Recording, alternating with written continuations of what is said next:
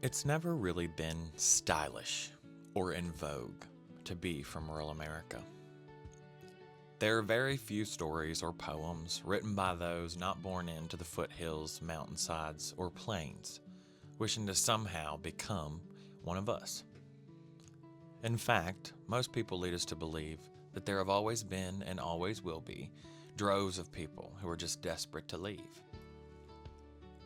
Almost always from the outside looking in, rural American issues are picked apart and analyzed by pundits and policymakers, with opinions laden with pity for those who call the small towns and rural byways their home. The world tends to take us for simple, for ignorant, for people who've been dealt a bad hand from which they need to escape. Funny though, how we see rural culture becoming popular culture in social media reels and television dramatizations. All of a sudden, they like how we dance, the clothes we wear, the way we talk, the music we make, and our slower way of living. Strange how for so many decades we were the poor and backward souls who needed saving. Now all those same people desire nothing more than a slice of our countryside so that they might escape the hustle and the bustle of urban life. How often in all of this do we get the chance to tell our story our way? The one written by farmers and coal miners and rail workers and Depression-era lifestyles. The one where we're the experts, ask for our thoughts and priorities, rather than having them projected onto us by those in ivory towers in faraway lands. The answer is almost never, until now. Cut a Trail is a program dedicated to recognizing, discussing, and amplifying rural communities across the country. Why? Because hill people don't stop walking when the path comes to an end. Instead, they cut a trail and move forward with grit and determination. We're quite used to making a way, even when the chips are stacked against us. Join me, your grateful host, on this journey to share the best examples of rural community building that we can find, elevating the voices of changemakers, trailblazers, and good neighbors throughout the hollers and hills of rural America, all making positive impacts on the people and places around them, all cutting a trail where there once was nothing. My name is Colton Wolf, and I'm proud to be a native Appalachian who was born, raised, and still resides in the Shenandoah Valley of Virginia. I know better than anyone what a blessing it is to be from the sticks and how much of a real advantage it can give us in a world full of convenience and immediate gratification. I hope you'll join me in my effort to connect rural communities and showcase all the good things within our home places that deserve but never get the limelight. Welcome to the Cut a Trail podcast. How often have we all read a major news story or a headline that just made us feel bad? Something that maybe just transcends politics in our mind, but always gets muddied up by modern tribalism. We read these stories and we think to ourselves, why can't we just focus on the issues and not get so bogged down in all the political narratives? The funny thing is, in most cases, when we focus on the issues alone and cut out all the other noise, we begin to see that we really aren't all that different. Are you pro clean water or are you anti clean water? Are you in favor of helping to feed local families in need? Are you a supporter of littering in the streets or are you in favor of a litter-free roadway and sidewalk? I'm excited to feature one rural community organization whose mission is to do just that. Focus on local issues that broadly impact the community and unite neighbors in working together to tackle those problems.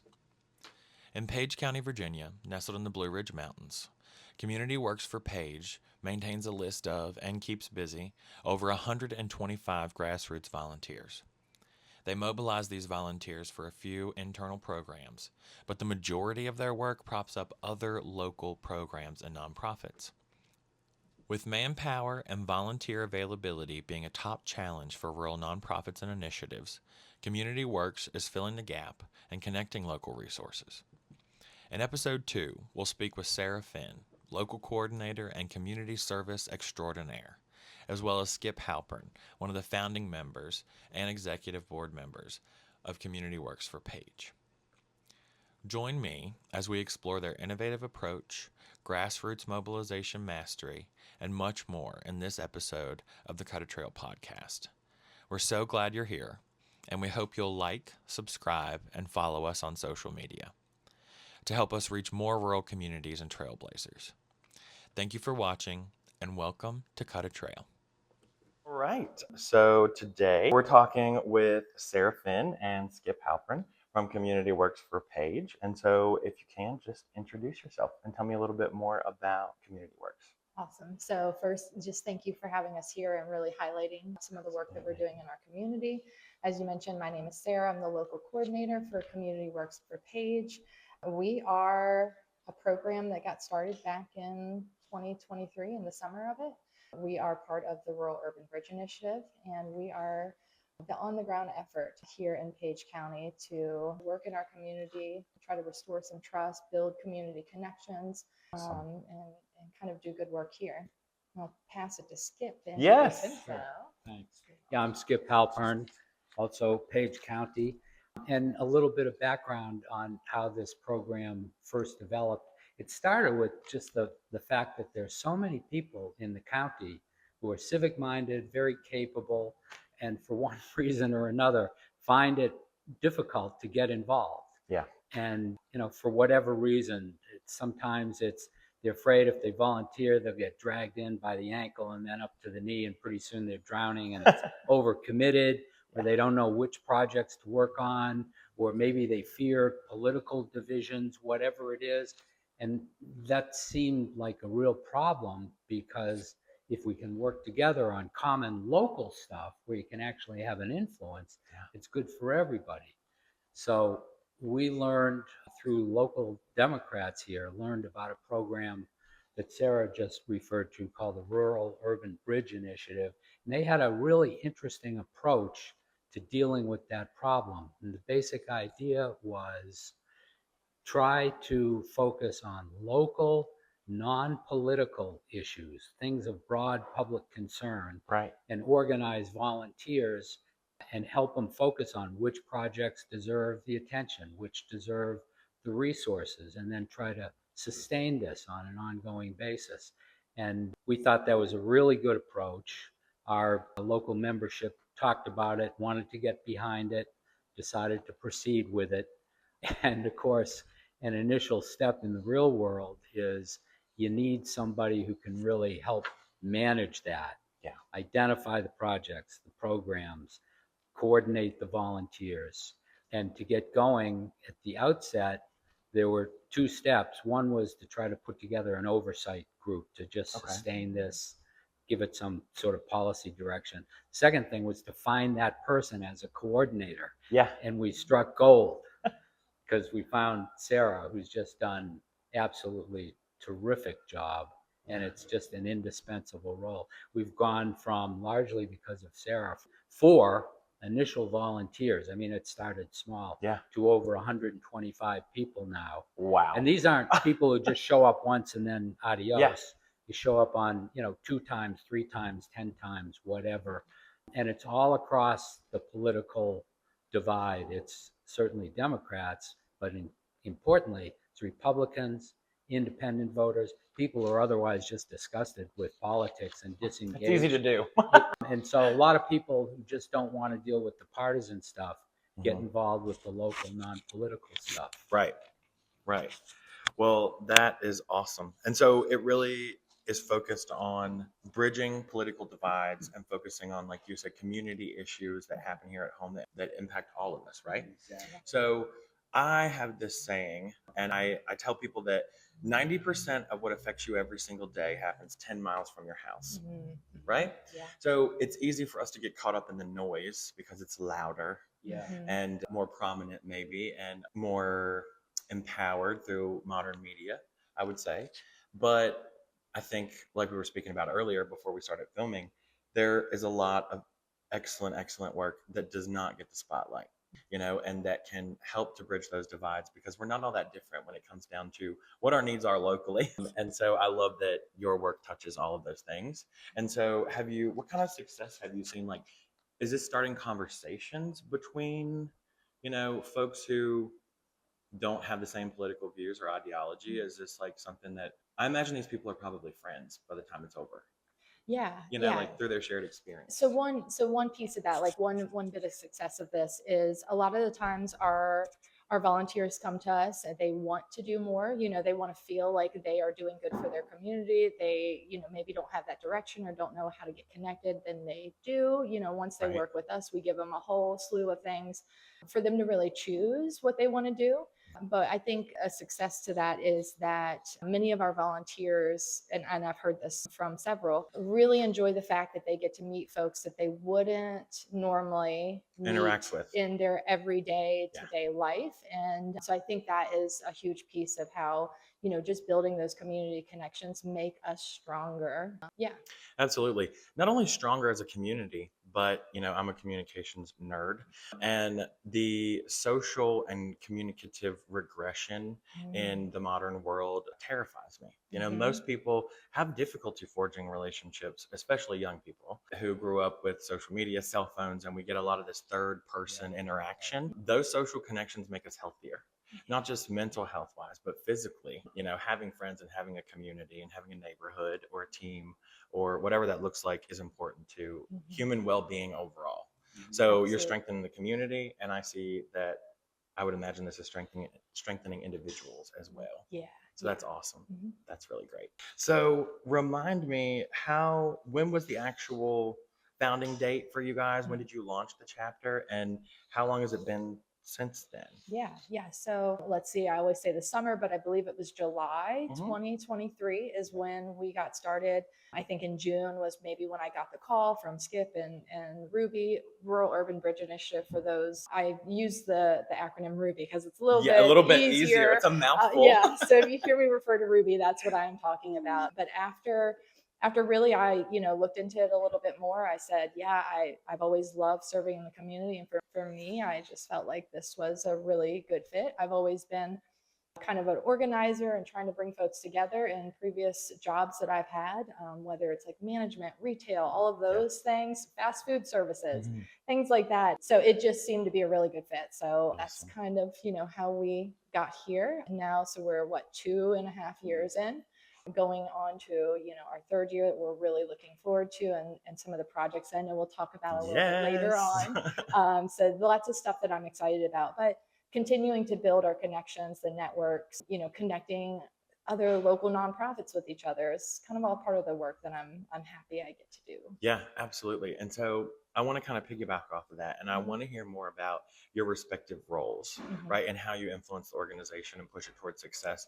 And just 2.5 years, you've taken it from 4 volunteers to what that was 120 plus, right, of engaged people. That is incredible, especially in a rural community where you don't have the huge population that you would in a more urban place to kind of fill those gaps. So I want to know more about what a day in your life looks like as the local coordinator, and then I want to hear from Skip too. Okay, that sounds good. And so the day in the life of the local coordinator, and I sometimes will refer to myself as like a volunteer coordinator. I think that's really descriptive of the role that I serve. But it can be all over the place sometimes. Sometimes it's me working from home, trying to develop projects, doing flyers, reaching out to volunteers saying, hey, we've got this project coming up. How many do we need, and can we meet that need with those volunteers? So I'll kind of go through my list of volunteers.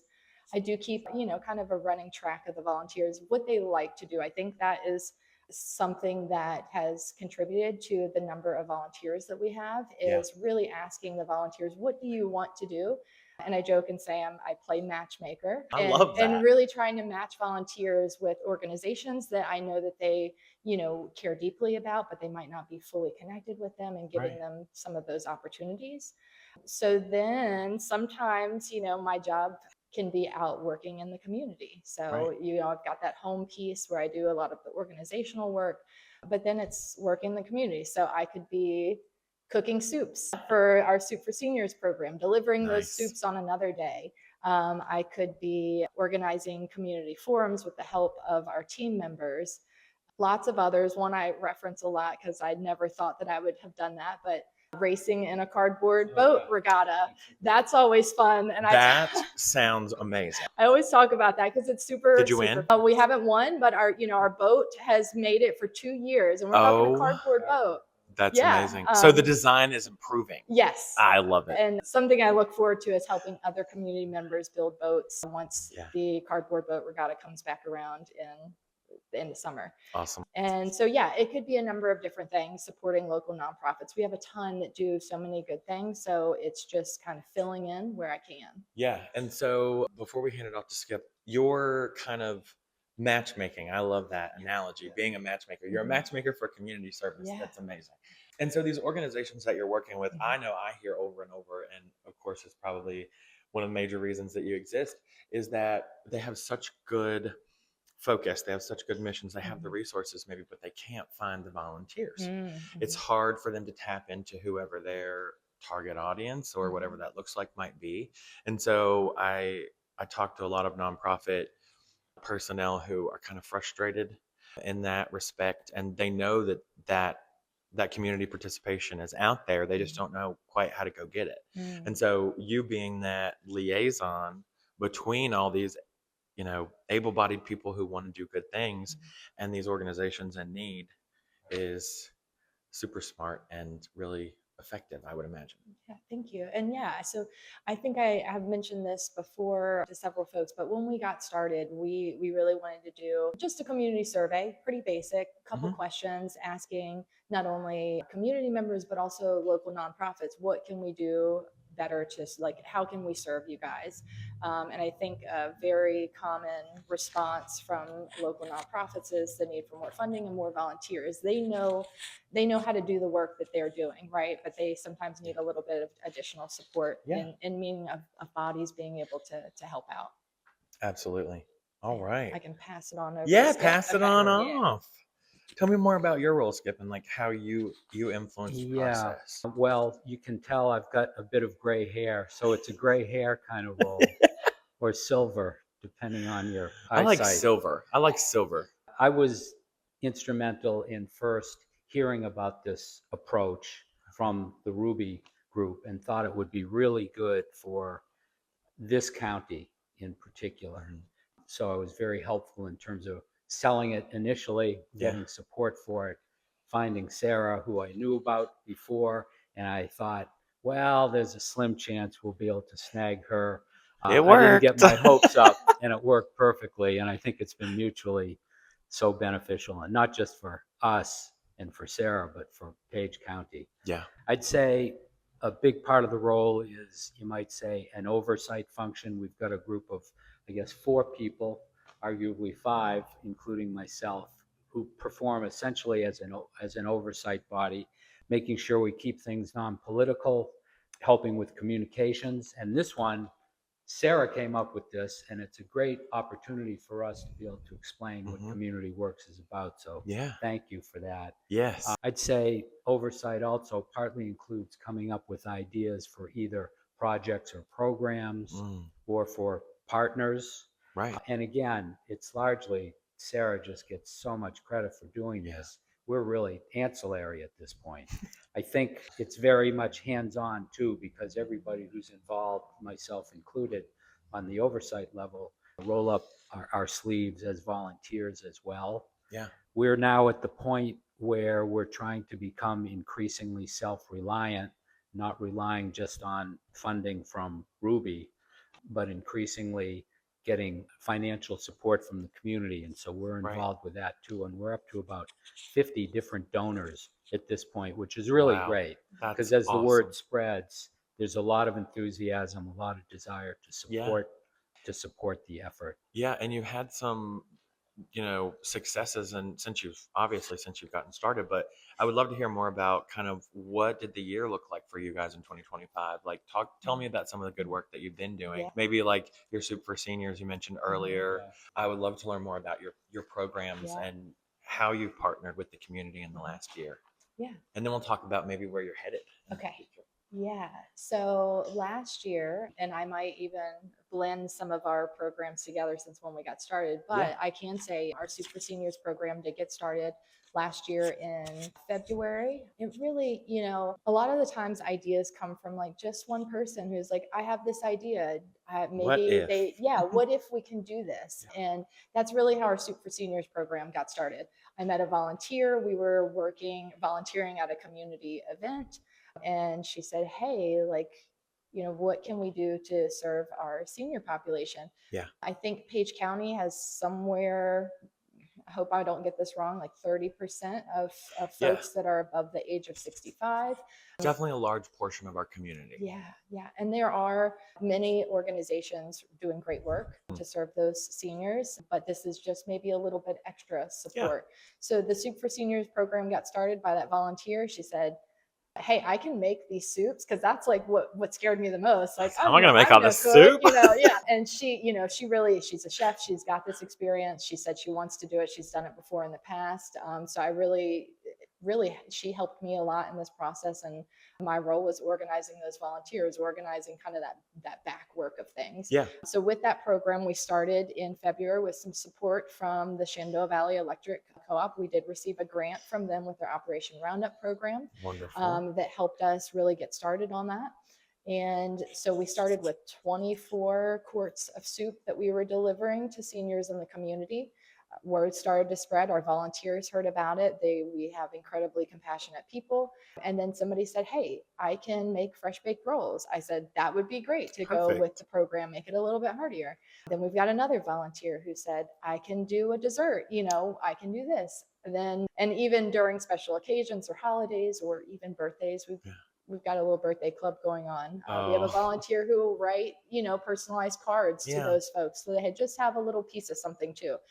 And so Soup for Seniors is a wonderful program. We are looking forward to expanding that. The need is there. Yeah. Just in the last month, I think we've had 4 more seniors sign up to the program. So the Yeah. more they hear about it, they kind of keep going. So you mentioned starting with 23. Where are you at now? How many quarts are you delivering now? So as of last month, we delivered 48 quarts Wow. of soup. Yeah. Wow. Yeah. So it's kind of Double. like, whoa, yeah. So we're almost double. And, we have to stay within our budgets and Right, things like that, but right. we're trying to do the best that we can with what Yeah. we have. And we're really grateful. We couldn't do this without the volunteers. So Yeah. they're always, every project that we do, it goes back to them. Yeah. So that's an exciting program. Another one is we do river cleanups. We started that when we first got started. We actually did one in Stanley at the Alma Boat Landing there.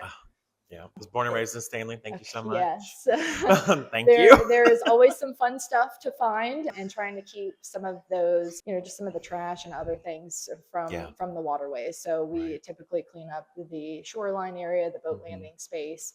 And that was really born out of a project when we were working with the Friends of the Shenandoah River to kind of increase awareness about the water quality and trying to preserve our natural waterways here in our county. I think we've got 50 miles of riverfront that kind of runs through our county. Yeah. So that's super important to us. We have last year we expanded that. So we did our original cleanup in Alma, and then we also did another one at the Shenandoah Boat Landing in the town of wonderful. Shenandoah. Yeah. So that we always look forward to doing that.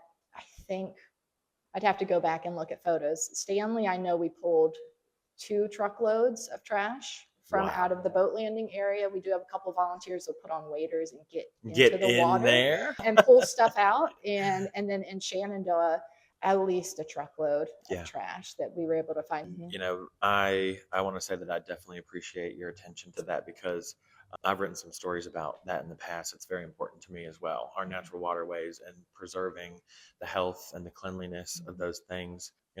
Once they're gone, and it's very hard to reverse. And so to see someone or organization taking the time to put forward the effort to do that is greatly appreciated. I grew up fishing, still love to fish, float in the river like everyone else. But, when you're finding tires and, glass and bottles and things like that, you guys helping to remove that is incredible, because I don't see a whole lot of official efforts to do so.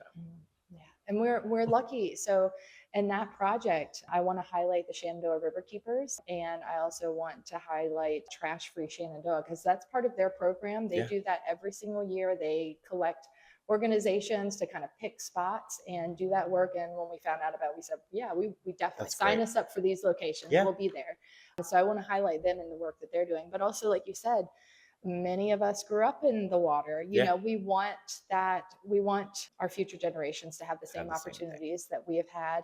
And then when we think about access to low cost activities in our community, that's very much getting in the water is Yep. one of those. 100%. 100%. So that's wonderful. I'm trying to think of some of the other projects. We've certainly done some community forums that Skip's really helped organize with those. We support local nonprofits. So I kind of mentioned the Pacas cardboard boat. Yes. I love doing that. We did that 2 years now. Definitely looking forward to the third. The community gardens. One of my sign me up, Yeah. that's one of the favorite things and I've learned so much from the master gardeners that support that program and other volunteers in our community that keep those gardens going and provide access to free, healthy food year round. Those gardens are open. There's one in each town and folks can go in at any time and pick that food. And there's also signs that tell people thumbs up, you can pick that. They really make it easy for somebody who might not be familiar with a garden to be able to go in there and get some access to food. And then it could look like volunteering during annual dinners. So we've got the Choices annual dinner that's coming up. We love supporting that. So sometimes that might look like just us showing up to serve food or help clean up or, greeting Playing guests. a role. But also it allows, we've also done that for PAL, Performing Arts Luray. What our volunteer support allows is some of the board members and their volunteers that are working year round to actually maybe sit back and talk to other people,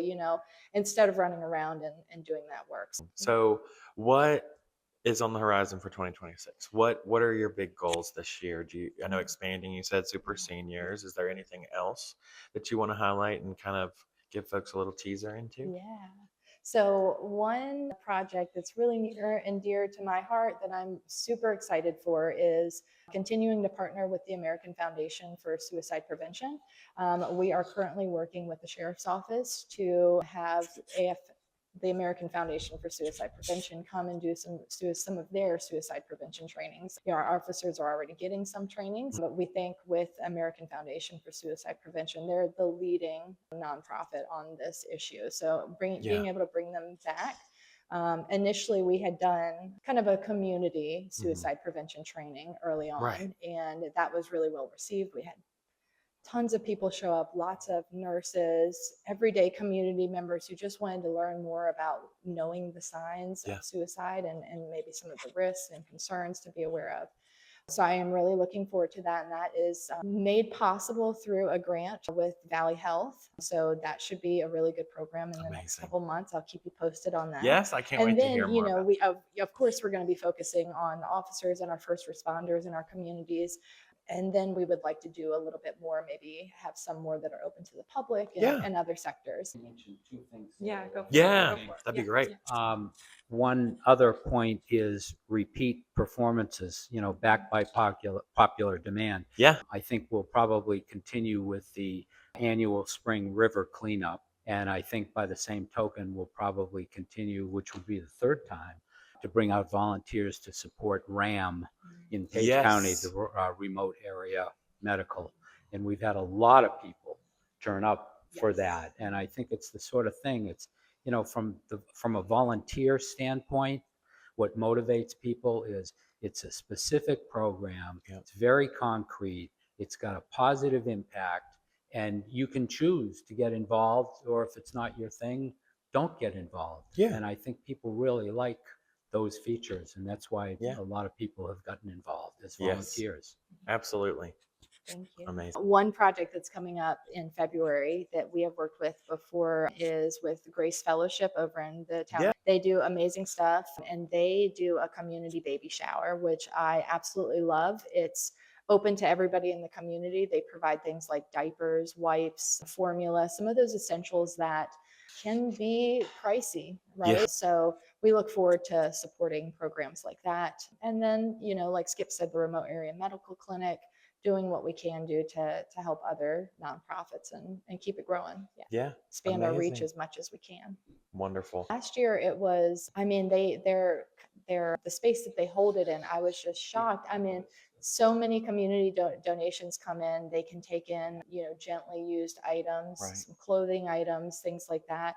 But I mean, we saw beds come, toddler beds coming in, things Yeah. like that. And it's a really special program that I'm grateful to be a part of that. We have a lot of, there, statistically speaking, in Page County, our youth, 50% of them don't live with a single biological parent. Yeah. There are a lot of, I think, unique realities for rural American youth, and supporting their parents is just as important as supporting the children themselves. One on that score. Yeah. One thing I personally was involved with, and I really thought it was terrific, was at the high school. And I went only, I guess, Luray High School, but others in our team went to the Page High School, was meeting with seniors who were about to graduate and talking about real world budgeting, financial budgeting, just the nuts and bolts of it. And I think it was really probably very helpful to the seniors. Yeah. And it was kind of fun to participate in it as a volunteer also. Absolutely. And just a few points to highlight why that's so awesome. I was a proud graduate of Page County High School and the public school system, the American public school system. And I can tell you firsthand that was a learning curve for me, and my peers. I graduated in 2017, and everyone takes basic economics, but it's not quite fine-tuned to how to live your life, and how to practically manage a budget in a livable way. And I think with a lot of the economic uncertainty that everyone is facing today, I bet that's come in handy for some of those folks that you talked with. So that's great. I would love to move on to talk about, Community Work seems like such a unique organization, like in the way that it operates to prop up other important causes, right? Outside of what maybe you guys are personally focused on. So are there things that you see in the community, whether that be a need, it could be a need or a problem, or good things that are happening that maybe don't get as much attention as you wish they did? For the folks out there who are in our community, who care and want to get involved, as well as people outside of our community, some of these things that you see might be applicable to other rural American communities. So I would love to just hear your on the ground insight on what you see, if you see anything. Yeah, definitely. With that question, so we have a ton of different amazing organizations serving our community and trying to tackle some of the issues that we have. So some of the things that I hear a lot while serving the community, one, we talked about this a little bit earlier, preserving and protecting our waterways, our natural resources, the beautiful mountains that we have around us. Then we also know that there is a struggle with substance use disorders in our community, poverty, generational trauma. Those things are very real in our community. Mental health declines, job opportunities, food insecurities, lack of access to affordable health care, affordable housing, transportation struggles. I mean, in Page County, we're pretty unique in the fact that trying to get public transit up into a holler is just not easy. Not as easy. And then we talked about this too, maybe briefly, about grandparents supporting their grandkids due to just some of the other issues that our community faces. So folks, really at no fault of their own, are struggling sometimes. And I think that is a common thread that we see not only in our community, but we see these same issues popping up in so many other communities as well. So we have a ton of really good organizations that are doing the work, right? And so highlighting them is one piece of it, but also trying to show up and give them some volunteer support so that they can do the work that they do best.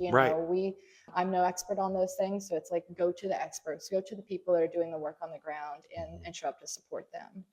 So that's kind of one piece of that. Great. And I think Skip alluded to this earlier, what's great about Community Works is that people can pick and choose what they want to participate in. So if they're not interested in going out and looking Outdoors, in the gardens, right? Like they're like, maybe not, I've got my own garden at home, right? Something like that, then they can pick another option. We don't have volunteer time requirements, things like that. I send out what we're up to once a month, and folks say, hey, I want to do this, I want to do that, and then we keep it rolling. Great. So I think all of those issues need attention that I Yes. mentioned, but we've got a lot of good organizations trying to tackle those. So if anything, I want to lift up those organizations as much as I can, What a good answer. because they're doing the work, you know. Yeah, and all those things that you mentioned are realities that I see all the time, you know, and but that aren't always top of our mind. We may see it, but we may not think about it. Or, you know,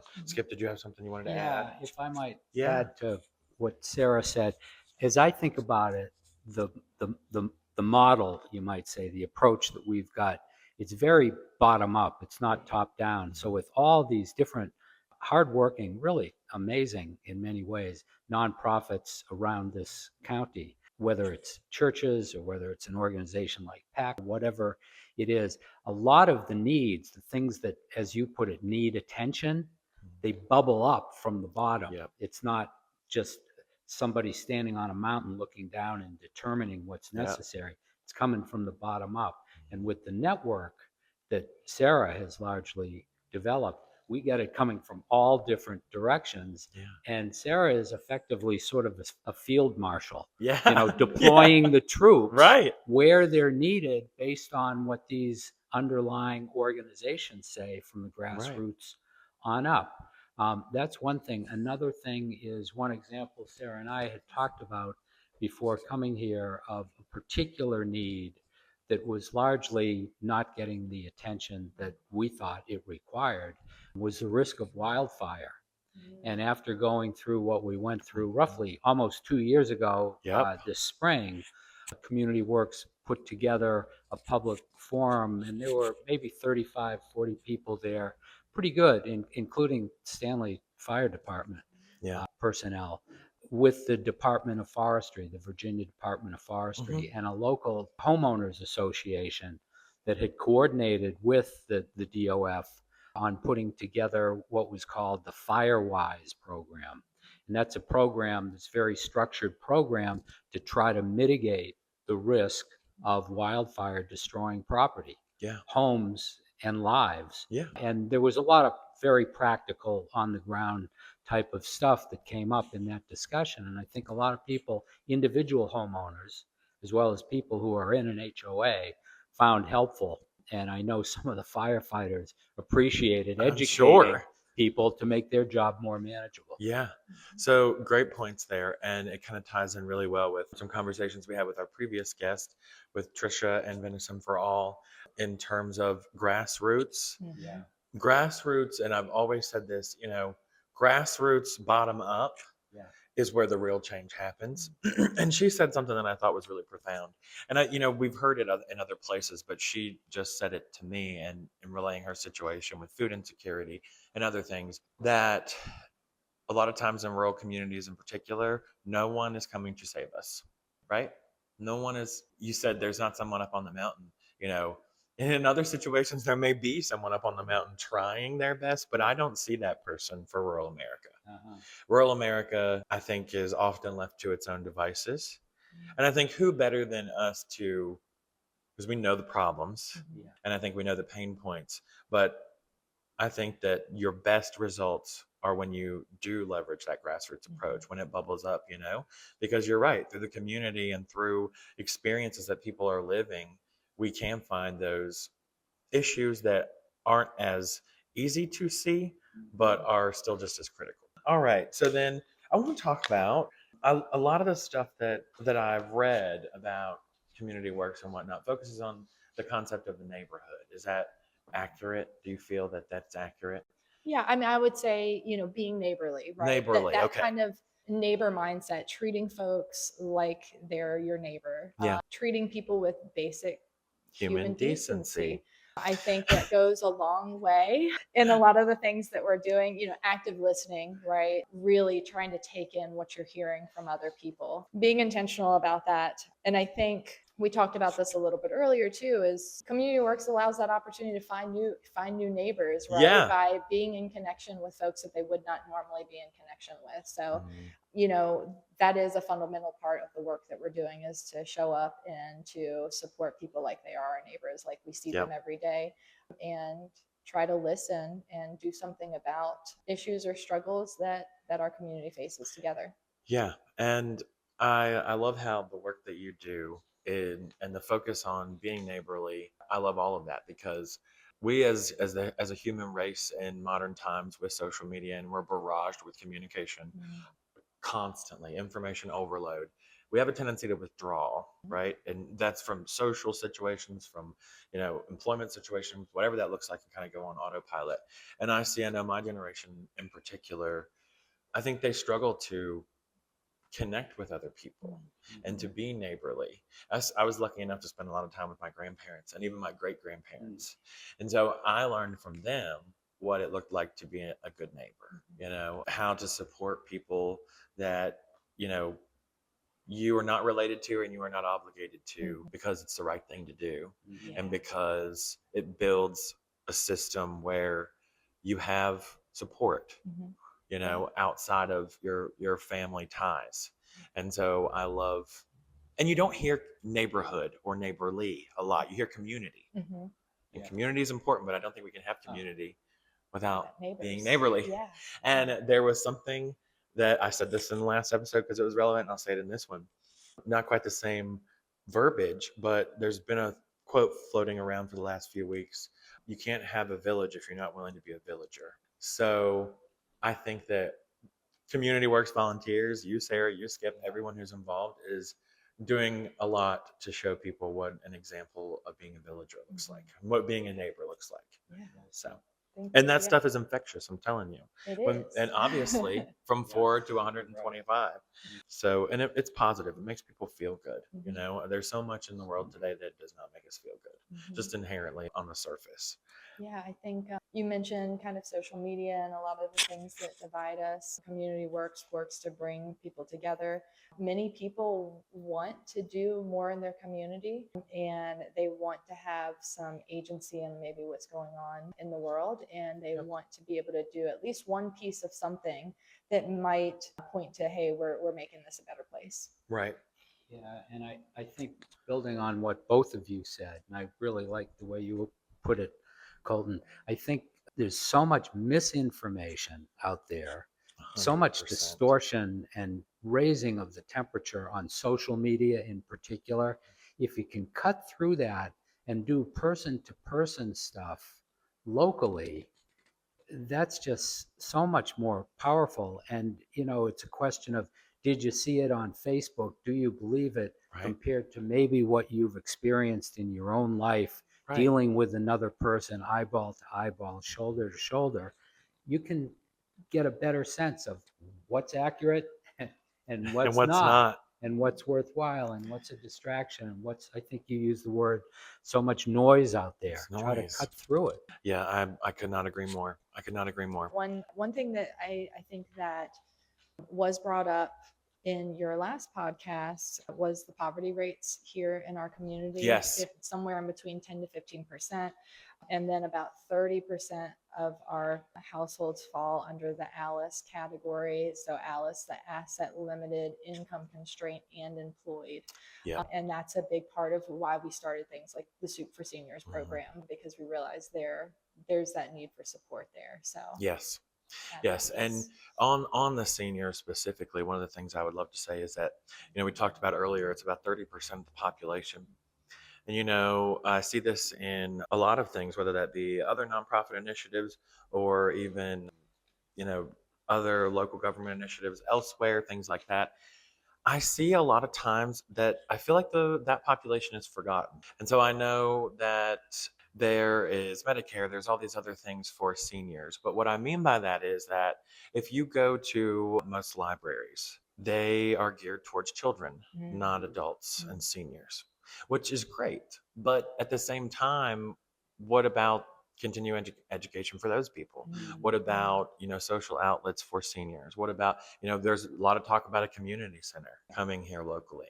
And things that I've said, and I don't have a problem saying it right now because I've said it directly to decision makers who ask me about it. A community center is great, but what are you going to do with that community center to serve the 30% of the population that aren't children? because it's being built for children, and that's great. That's lovely. But what about everyone else? And I think seniors are at the top of the list of the groups that are forgotten about or discounted. Yeah, and one other piece, I know early on you mentioned isolation among younger folks with the Yes. social media and some of the things that the younger folks have had to deal with in the past few years with not being in person for schooling, things like that. We have heard those same, part of the work with the Soup for Seniors program is that we know seniors are also dealing with isolation. We know Yes. some seniors are only maybe getting checked in on every once in a while, or a number of different reasons why they might be struggling with that isolation. So I see, our Soup for Seniors program as an opportunity for us to at least go and check in, drop off, Yes. say, hey, how you doing? Yep. Things like that. And going back to being neighborly, Yes. just checking in. Yes, Yeah. absolutely. And well, the last thing I'll say on it, and then we can move on, is talk about isolation for seniors. That's a huge, huge problem. If they maybe outlive their loved ones, or sometimes, we move away from our family and that's where we end up settling. Whatever the situation may be, senior isolation is very close to my heart for sure, and a real thing. So, what you're doing with Soup for Seniors, and you mentioned talking with local young people about financial wellness and things like that. Connecting, there are lots of studies that show that connecting young people with seniors or adults in general on a regular basis improves social, mental health, and well-being for both of those groups. Yeah. So I find all that stuff so interesting. So I want to talk a little bit more about, if whatever you want to share in respect to this, but focusing a little bit more on the political divide itself. I think bridging political differences is a hard thing to do in general, obviously, and especially in today's climate. I think that we're, as we've been talking about, operating in a very noisy environment with a lot of misinformation, distortion, whether that be coordinated or unintentional. There is a lot of disinformation and distortion. So, do you have any stories or examples or just insights that you can share about what that looks like for you on a regular basis? Like I asked earlier, maybe like, do you see people from different political camps, forging friendships outside of that, and forming relationships through the work that you're doing together? What does that look like? Yeah, I mean, I can certainly say yes to that. When I am doing like my day-to-day work, I'm not asking people, what their political How did you leaning. vote? Yeah, that's not my focus is the community, right? So if you're ready and willing to serve the community, come on, we're ready to get to work. But I can say, yes, we do have folks from all different political backgrounds and beliefs, and then I know personally some folks that are, not on the same political page, but that are friends with each other and are able to talk and have some civil discourse about issues. But with us here with Community Works, we're really focusing on getting people from different beliefs to come together, because we know that the more people at the table, the better that we are, the more voices that we can hear from, the more we know, and it doesn't come all from just one group, right? So that, I feel like I can say that to that piece from my experiences, but Skip has anything you'd like to add? A little bit. I agree with everything that you said, and the question, I think, is really very important. I'd say there are probably three particular features that we really think are central to what we try to focus on. It's got the issue, the project, the problem has to be local.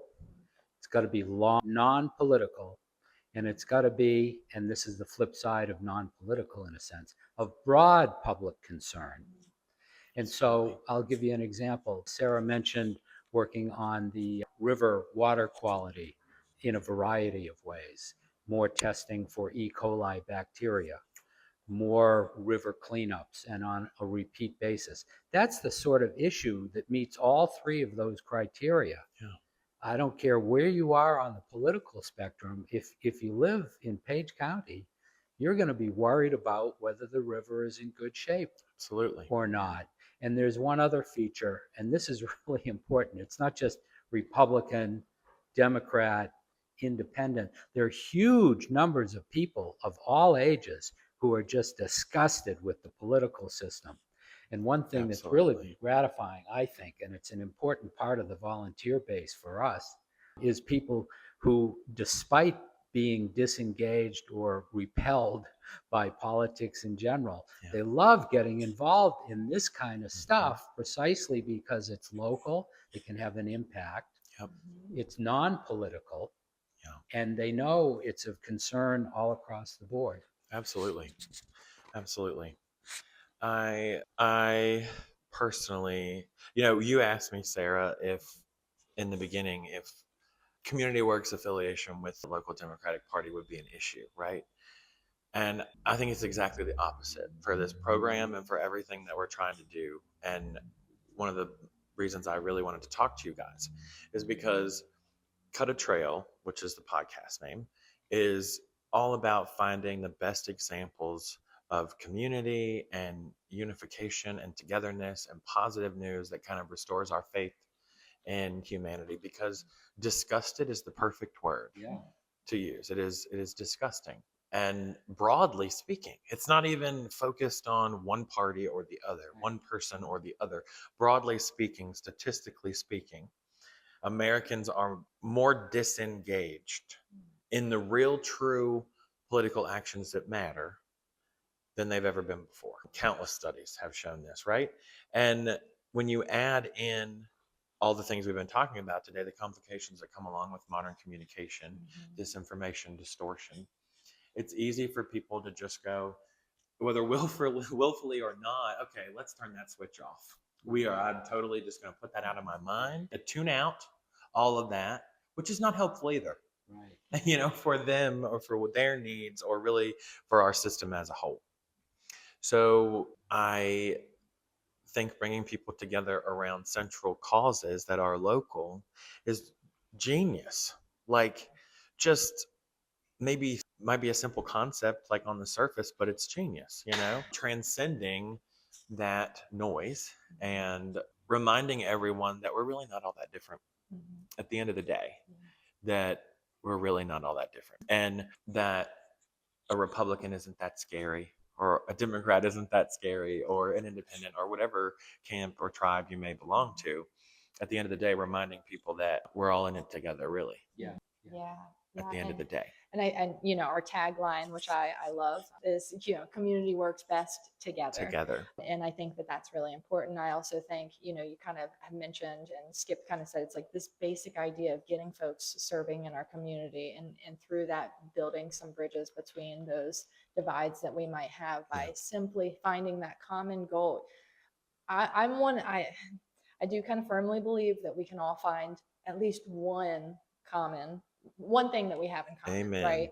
If we look for it, right? If we find the joy, if we seek it out, we will find those connections that bring us all together. And, we're not reinventing the wheel here. We are trying to get folks organized, trying to get them to serve in our community.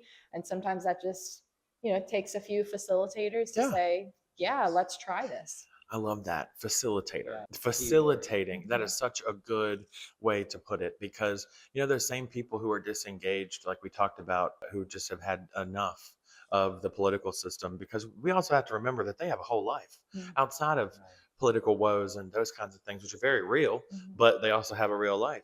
People may be sick. They may be sick, real things that we all struggle with. I do know that I have one last question for you that's not on the page. Okay. I want to know, for like the followers, for the viewers, for people in the community, what is the single best way that people can help you?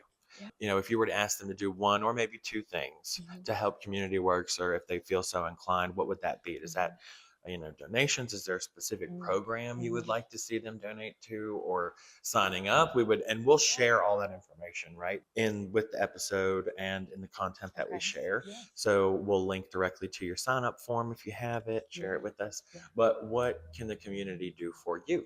Great question. I like that one very much. So yeah, there's lots of ways. Of course, being connected is probably the first step of things. So there's a couple ways that you can get connected. We do have a Facebook page. That's primarily how we communicate. Rural communities still use Facebook, and that's a thing. So our Facebook, you can go into the search bar, and it's Community Works, the number 4 page.